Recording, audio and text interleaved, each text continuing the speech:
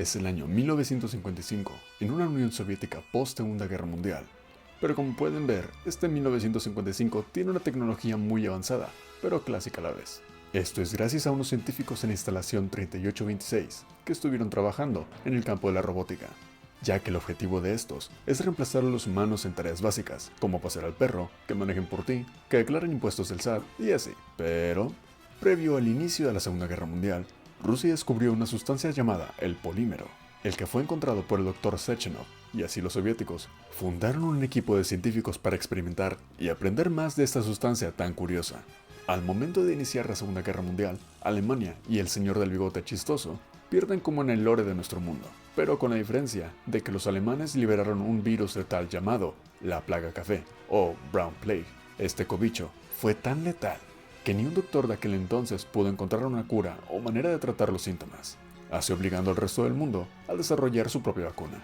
Después de estos acontecimientos, Rusia construiría la instalación 3826, siendo esta la piedra angular para la tecnología soviética, y así también desarrollando una conexión neuronal entre los humanos y los robots que estaban siendo desarrollados en aquel entonces. Ahora sí, con este pequeño contexto, pónganle intro, pero ya que quiero ver a mis viejas metálicas.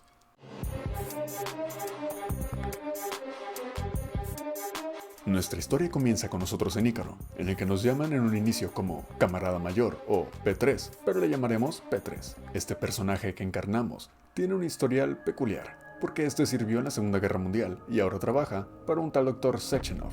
Pero ¿por qué le ayuda a un doctor de renombre si es solamente un veterano? Pues el Sechenov, además de camarada, este le salvó la vida durante la guerra al P3. También descubrimos que nuestro protagonista sufre de pérdida de memoria, dado a las heridas que recibió mientras servía en la guerra. Ah, por cierto, también tenemos de acompañante nuestro guante al que conocemos como Charles o Charles, no sé, un regalo de parte del Sechenov. Mientras investiga el camarada, esta ciudad tipo Bioshock, descubrimos por qué tanta celebración y desfile. Pues resulta que el Sechenov está a punto de presentar el proyecto llamado Collective 2.0, algo así como el iPhone 40. Pero ¿por qué tanto alboroto por una versión de Collective? Pues es una versión mejorada, para establecer una conexión entre los humanos y robots, como un Neuralink también, así prometiendo que no habrá razón por la que los humanos hagan cosas tan básicas como lo que les mencioné. Algo así como ahorita en los supermercados, que ya no hay humanos cobrándote. Todo esto gracias también al dispositivo Thought, o pensamiento, un Neuralink soviético que va conectado justamente al cerebro del usuario, mientras le es administrado una dosis pequeña del neuropolímero. Una vez que esto salga al mercado, los humanos podrán tener un aprendizaje directo, acabarte una carrera de medicina en un mes, ser abogado como el Saúl o ser ingeniero como Isaac. Una vez llegado a la oficina de Sechenov, conocemos la razón por la que la trama de este juego es tan interesante y atrapante. Nada más y nada menos que las bailarinas gemelas. La llevaré a casa con mamá. Estas mujeronas metálicas fungen como guardaespaldas del Sechenov, a lo que el cabrón solamente les llama izquierda y derecha. Aquí una de estas le da una llave de activación para que podamos montarnos a nuestra nave. Una vez esto ocurre, nuestro prota se embarca hacia la instalación 3826, y aquí disfrutamos de los paisajes bien soviéticos y rojos, y entonces...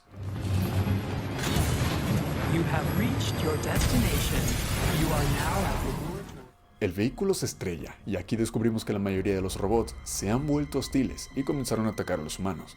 Mientras nuestro prota machetea a cualquier robot, Sechenov nos cuenta que el responsable de esto es un tal Viktor Petrov, ya que este había hackeado la central de Collective, y así volviendo ciertos robots en máquinas violentas. A P3 se le asigna la misión de encontrarlo y llevarlo con vida hacia su jefe, y también llevar los códigos de acceso intactos para detener este desmadre. En su odisea por la ciudad, Charles nos cuenta que Petrov fue ingeniero de Collective, pero fue arrestado por traición, siendo condenado a trabajos forzados, o sea, ser un pasante en el complejo Vavilov.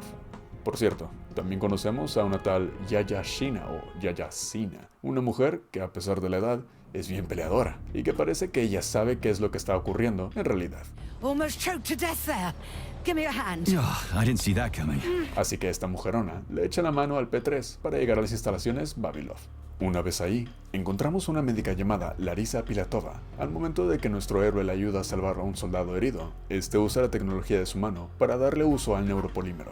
Y entonces... A lot of questions. Get out! Larissa! después de chingarnos a un robot parecido a un Lenin desnutrido y enfrentarse a un refrigerador calenturiento, nuestro prota se adentra más y más en las instalaciones, en la que descubrimos a Petrov hablando con Arisa, y que al parecer tienen una relación amorosa. Esta mujer también advierte de nosotros, ya que vio que tenemos en nuestro poder un guante de polímero experimental. Al momento que nuestro héroe encara a Petrov, este le pide que se rinda, pero el chamaco activa una alerta de intrusos y así atacando al P3.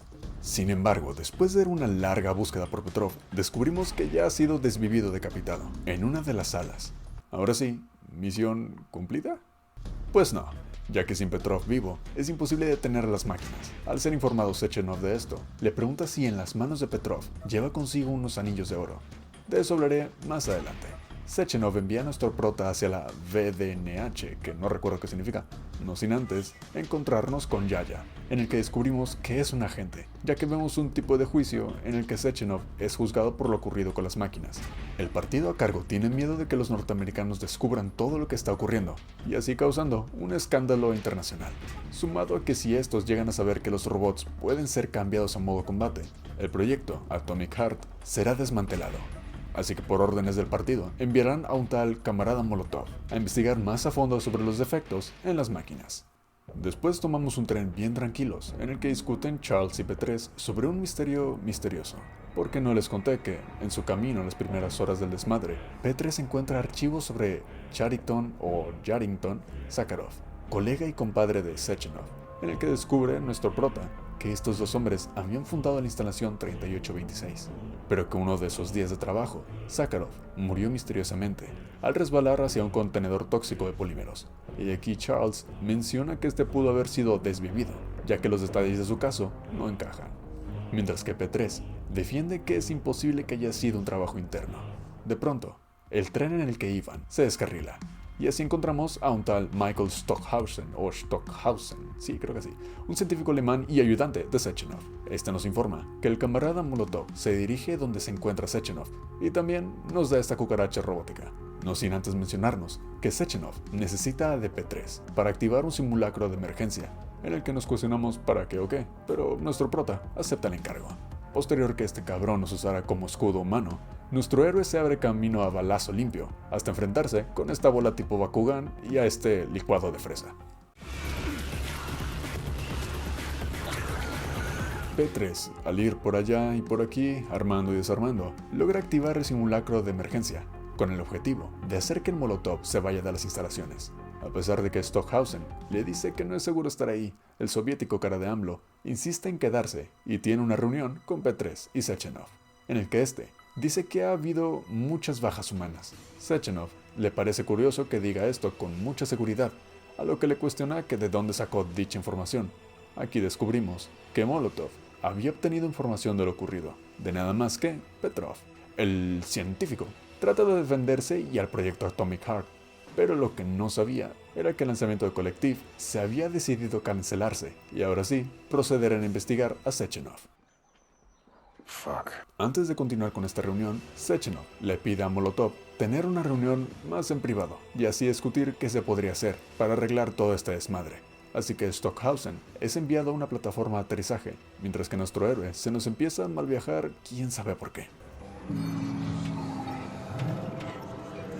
Una alucinación en el que todo es colorido y se hace hasta furro el güey. A pesar de ser un lugar colorido o alegre, hay partes de esta alucinación en el que pasa por lo que se vio en la guerra. Al término de este sueño, descubrimos que P3 había colapsado por alguna razón, y vemos en persona a Sechenov. No sin antes atestiguar que los miembros de la comisión y los guardias están sin vida, junto con ellos a Molotov. Sechenov menciona despreocupado que los robots habían irrumpido y así acabando con todos.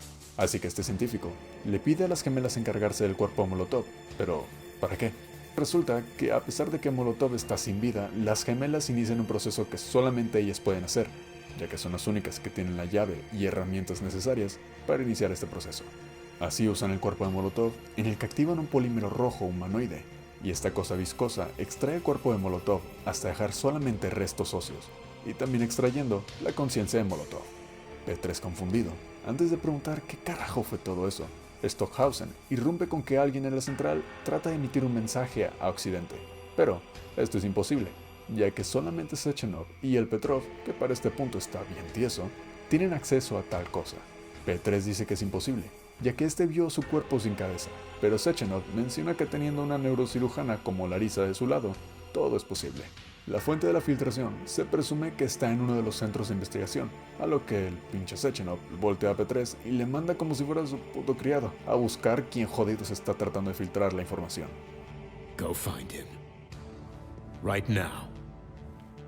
En su camino, P3 le cuestiona qué carajo acaba de pasar, a lo que Charles le dice que ese polímero humanoide no solamente sirve como almacenamiento de información, sino que también como guardaespaldas para Sechenov, sirviendo así como un arma sigilosa y rápida.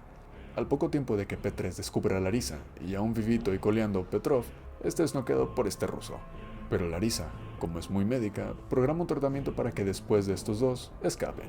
Petrov, enojado, dice que no vale la pena salvar a un güey que solamente sigue órdenes. Hubo una masacre afuera y los robots en ningún momento te atacaron. ¿O a Larisa? Curioso, ¿no? Pregunta P3. Recuerden que había robots construidos específicamente para una tarea. Pasa que cada uno de los robots ya tenía el modo combate, en la fase inicial del diseño. Pues también resulta que Petrov nunca hackeó el colectivo, sino que solamente había activado la modalidad de combate en estos robots. Larisa, asustada y más que emperrada, había creído que Petrov no tenía nada que ver con esto, así que esta sale corriendo, y detrás de ella, el Petrov. Pero ¿por qué Petrov activó el modo combate? ¿Y por qué tenían esa modalidad de fábrica? Aquí les cuento. A pesar de que los robots tenían diferentes propósitos, pero un modo de combate oculto en su programación, Petrov quería que el mundo exterior supiera de las masacres, y así indirectamente ayudando a Norteamérica, ya que este gobierno había impuesto anteriormente sanciones con respecto a los robots. Las compañías grandes en Atomic Heart trataron de reemplazar a sus empleados con robots, pero piénsenlo, siendo reemplazado por unos pedazos de hojalata y uno siendo de clase trabajadora, uno estaría más que disconforme con cierto cambio. Pero ya, siendo directo, si se da a conocer lo de las masacres y que un simple fallo en los circuitos de los robots puede desvivir gente, dicho reemplazo no ocurriría, así manteniendo a los humanos sus trabajos. Volviendo con nuestro héroe, después de chingarse este Bakugan soviético, P3 encuentra a Petrov solo en un teatro, en donde este joven se pregunta por qué tarda tanto en Molotov en detener esta desmadre, a lo que nuestro héroe le confiesa que está desvivido desde hace unas horas. Y aquí presenciamos cómo el chico asume la culpa en lo ocurrido, no sin antes mantener su palabra de que Sechenov se trae algo entre manos y que se le debe detener lo antes posible. Mientras P3 le obliga una y mil y un veces que se deje de tonterías y se entregue, Petrov se niega a decirle cómo detener a los robots, pero antes de concluir, este le entrega unos anillos de oro para que se los dé a Larisa, y así en ese instante, eliminándose.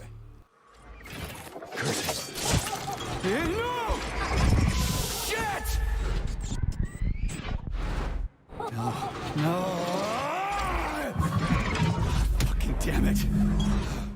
Después de informar a Sechenov que Petrov fue desvivido de una manera creativa, este le dice que empaque la cabeza de Petrov en este recipiente. ¿Para qué? Pues no lo sabemos. Al momento de irse del teatro, se enfrenta con esta máquina llamada Natasha, pero la pelea no duró tanto.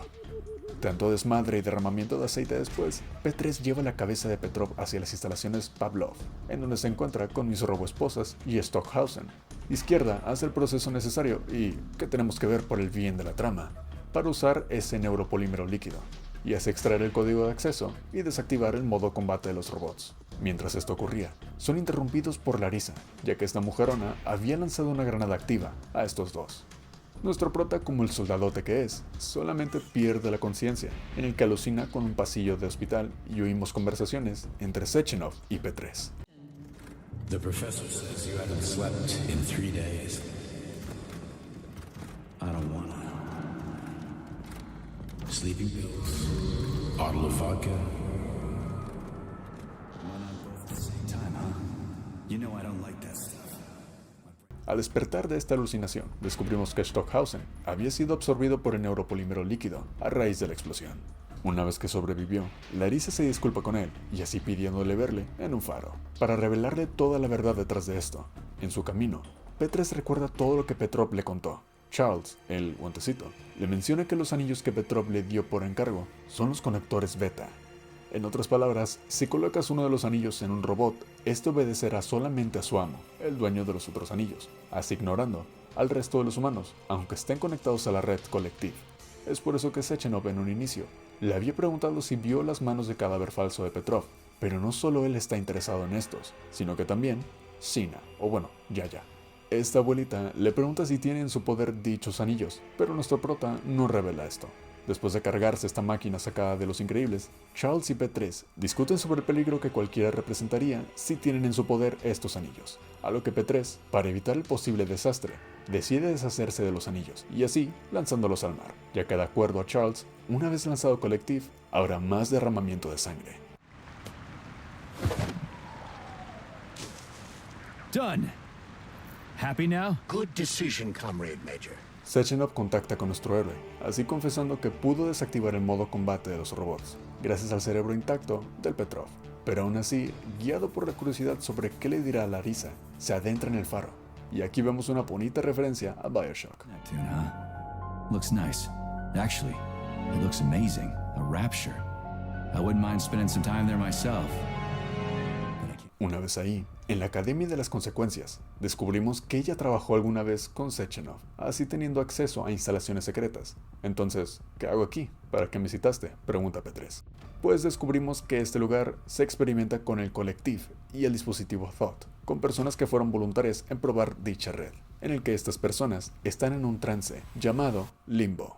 Así también esta doctora confesando la verdadera naturaleza detrás del proyecto Collective, ya que en los primeros grupos de experimentación unos se mataron entre sí, otros enloquecieron y otros se desvivieron. También menciona que no es más que una forma de control mental para los ciudadanos, siendo una cortina de humo, vendiéndolo con promesas de conocimientos y controlar a los robots con el dispositivo Thought. ¿Recuerdan?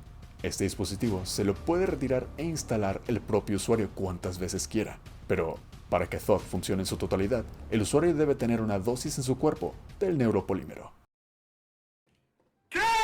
Bueno, en otras palabras, lo que prometía Collective y el dispositivo Thought al público de controlar máquinas y el conocimiento ilimitado, no era más que mentiras, para que Sechenov tuviera el control sobre las mentes de las personas, con o sin el dispositivo Thought. Para que P3 le creyera a Larissa todo este desmadre, vemos que ella tiene control sobre ellos, y así haciéndolos que tomaran formación como si fueran soldados. Whatever. Line them up. Keep going. ¿Todo esto para controlar el mundo? Pues sí y no, ya que la excusa de esto es de evitar que la conciencia individual, recuerdos o comportamientos se pierdan, pero con el alto costo de perder tu libre albedrío. En algún punto de la historia, se menciona que Collective sería lanzado a nivel mundial o algo así, pero que aprovecharía Sechenov de controlar al mundo entero. Después de todo esto, P3 decide ayudar a Larissa, diciendo que además de encarar a Sechenov, quiere saber qué otras cosas tiene entre manos. Por si no fuera poco de tanta revelación, descubrimos que el guante artificial que llevamos en toda esta historia no es nada más que Sakharov. En sus tiempos como científico, desarrolló lo que es el Collective y llegó a experimentar otras cosas en sí mismo. También se llega a confirmar que el propio Sechenov lo convirtió en una masa polimérica, así introduciendo su conciencia en ese guante. Una vez dentro en uno de los laboratorios, Larissa, junto con P3, buscan archivos sobre el pasado del propio P3, en el que hay otra jodida revelación. Resulta que su cuerpo, a raíz del combate durante la guerra, su cuerpo había quedado hecho trizas, así reemplazando casi todas sus extremidades por prótesis. Anteriormente, pertenecía a una unidad llamada Argentum, y que llevaba el nombre en código como Plutonio, pero siendo cambiado a P3 después de que lograron salvarle.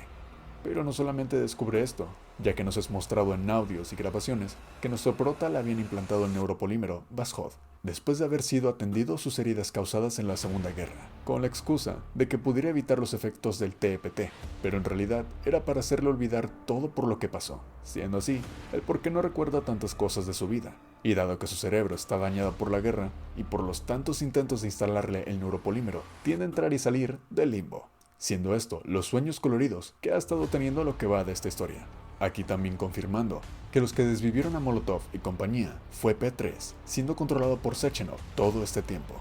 Dado que tiene el neuropolímero en su cuerpo, gran parte de sus recuerdos son reemplazados por unos falsos, y así olvidando a su difunta esposa llamada Yekaterina o Katia, en el que ella, junto con P3, sirvieron en la unidad Argentum, siendo ella una experta en el ballet y artes marciales. Y revelándonos que el nombre de P3 es Sergei Nechayev. El Nechayev niega que su jefe haya sido capaz de hacer tal cosa, motivándole aún más en ir por Sechenov a Chelomey. He's waiting for us at Chelomey. If we want to stop Sechenov, we'll have to string him along. En su camino a la salida del lugar, Charles le confiesa que siempre ha estado consciente de que él es Sakharov y que jugó el papel de la IA, ya que no se fiaba de P3 ni de Sechenov. Aprovechando el momento de sinceridad, Sakharov le confiesa que al poco tiempo de fallecer Katia, Sechenov cargó las habilidades en la matriz de sus guardaespaldas, siendo así izquierda y derecha las que portan una parte de la conciencia de Katia. Al momento de subir al ascensor, Nechayev le da otro de sus ataques, así volviendo a entrar al limbo. No, not now, not here! Después de que se recuperara del ataque, este despierta al lado de Yaya, en el que descubrimos que es la suegra de nuestro prota.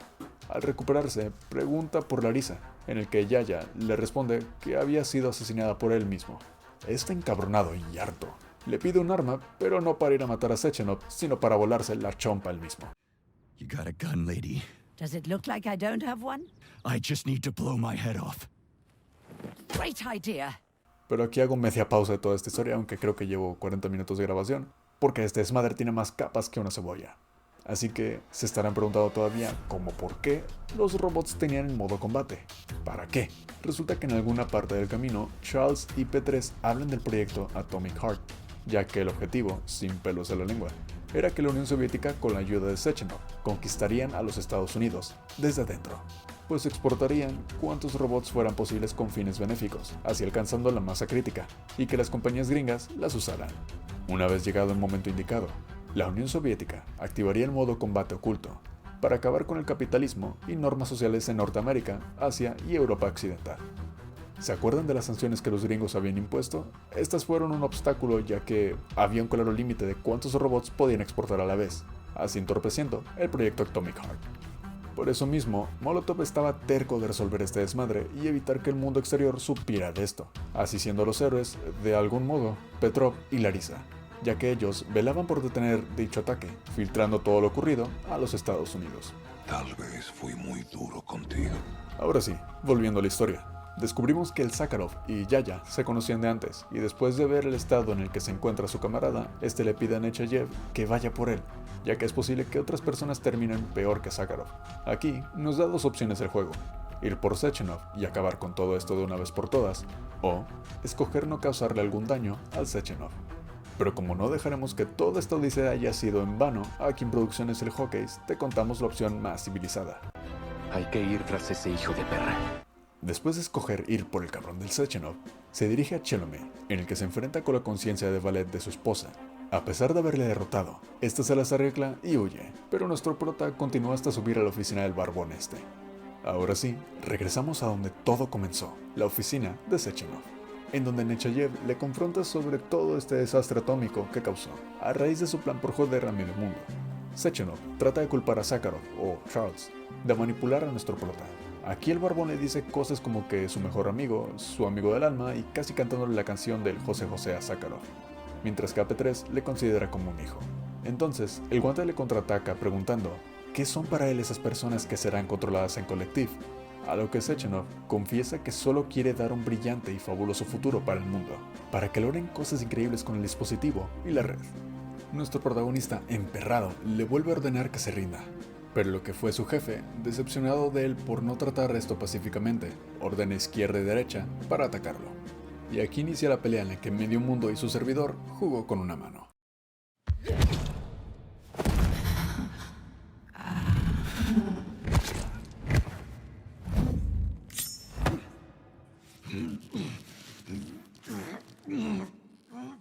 Sergei resulta vencedor. El barbón trata de detenerlo, diciendo que Sakharov solo causará más daño, pero este sin rodeos le da un tirón en el abdomen a Sechenov. Aquí volvemos a tener otro gran jodido giro, que ya me siento mareado de tanto giro sin aviso. Sechenov le menciona a P3 que el módulo cerebral Vashot que porta había sido intervenido por Sakharov, el guantecito, y así enviándolo al limbo cuantas veces sean, siendo Sakharov la mente maestra detrás del asesinato de Larisa y Molotov. Pero como por qué no dijo nada antes Sechenov, pues dado que estaba ocupado actualizando el Collective, se percató de esto muy tarde. Nechayev, con los huevos bien puestos, trata de retirar a Sakharov de su cuerpo, pero este lo evita electrocutándolo. Una vez esto cometido, Sakharov sale del guante y se fusiona con el neuropolímero rojo, mientras dice que la patética raza humana debe comprender que no tiene futuro y que es hora de dejar paso a la siguiente fase evolutiva. Este remata a Sechenov, diciendo que la humanidad no busca la evolución, solamente la comodidad a costa de los demás. Un herido y traicionado Nechayev atestigua lo ocurrido, hasta quedar totalmente noqueado. ¿Recuerdan los anillos de los que P3 lanzó al mar? Pues esto era para que solamente quedara el transmisor alfa, y así siendo destruido finalmente por Sakharov. Ahora sí siendo el único en tener el control sobre la red Collective. Y así acabando esta historia. Ahora sí, pónganme créditos. Espérense, que resulta que nos presentan unas grabaciones de la unidad Argentum, en la que esta menciona que no hay rastro alguno del cuerpo de Sechenov, pero que una vez revisado las grabaciones de la oficina, se determina que Sakharov había consumido por completo lo que fue su colega y amigo, y posterior a esto, Sakharov se desvaneció, así huyendo de la escena. ¿Pero qué le pasó a nuestro héroe? Pues Nechayev despierta en el limbo, siendo así un prisionero en su conciencia, pero esta vez estando en compañía de su esposa Katia, y quizás el cuerpo de Nechayev es ahora controlado por Sakharov, y así finalizando esta odisea soviética. Y bueno, ¿qué pasa si escogemos prácticamente alejarnos de todo esto? Si llegamos a escoger la opción de no intervenir en los planes de Sechenov, Nechayev obviamente dice que no irá tras él, y que está harto de tanto desmadre. Pues resulta que Nechayev ahora sí empieza a usar la cabeza, y deja de escuchar órdenes, ya que menciona, si es que Sechenov tiene el control sobre él, ¿por qué ahora mismo no está en el limbo permanentemente? Y como por qué habría dejado con vida a Yaya, la suegra de nuestro héroe. Y para rematar, le encara a Sakharov que el Vashod, el implante neuronal, es solamente creación de Sakharov, siendo así que ha experimentado con controlar a la gente mucho antes de la creación de Thought, y que si Sechenov en realidad quería controlar a la gente, hubiera usado la tecnología Vashod en vez de crear otra tecnología para darle el mismo uso. Inteligente, ¿no? Después de que nuestro prota dice su razonamiento, este se retira a Sakharov, y así desapareciendo, ya que en los audios mencionan que en las grabaciones de seguridad avistaron a P3 saliendo de la instalación 3826, y así desconociendo su paradero. A Sechenov le podría importar menos, ya que anteriormente P3 había cumplido el último encargo que tenía del barbón. También se menciona que se encontró un polímero negro, siendo este Sakharov, cerca de la salida que tomó P3 y que ahora está sujeto a análisis en laboratorios. He de mencionar que en este final alternativo no se menciona nada sobre Collective, la manipulación o lo demás que creíamos ser verdad. En otras palabras, Collective nunca se trató de controlar las mentes y que Sechenov nunca tuvo esos planes en mente. Ahora sí, resumiendo todo este desmadre, Sechenov se podría decir que era el bueno, pero también el malo todo el tiempo, y que Sakharov era en realidad más malote que Sechenov. Esto se confirma a medias, si se traduce a un manifiesto que encuentras antes de pelear con las bailarinas. En este se detalla los pasos del proyecto Atomic Heart y el objetivo de esta. ¿Y por qué a medias? Bueno, es porque en ningún momento se menciona controlar a las masas y el Collective 2.0 es mencionado solamente una vez. Siendo así, Atomic Heart solamente un plan de la Unión Soviética para invadir los Estados Unidos, así activando el modo combate una vez que los robots sean más que suficientes para atacar. Collective 2.0 sería de utilidad para agilizar este plan, así activando simultáneamente los robots. Recuerden que todos en esa conferencia que les platiqué o juzgado que tuvo Molotov, Sechenov y compañía, sabían de este plan inicial, siendo otra vez Sakharov la mente maestra, ya que una vez que mató a Molotov, haría que el gobierno ruso fuera tras Sechenov, o en el mejor de los casos para él, que lo desvivieran. No olviden que todo lo que les conté sobre Collective, Sechenov y Petrov salió de Sakharov, así convenciendo a Nechayev que Sechenov era el malote. Siendo así, los detalles de Thought y Collective que les di durante este video fueron puras mentirotas en sus jetas. Nada más para que sepan cómo sentí cuando jugué y rejugué el pinche juego hermoso que por culpa de eso veo con otros ojos a Robotina y al microondas. En caso de que malinterpretara ciertas cosas o que haya saltado información clave, háganmelo saber en los comentarios. Y con la posibilidad de un DLC, también le haré su resumen para ahora sí tener toda la información sobre este juegazo en el canal Joker Meets. Ahora sí me les voy. Chao. Fuck. Oh, fuck.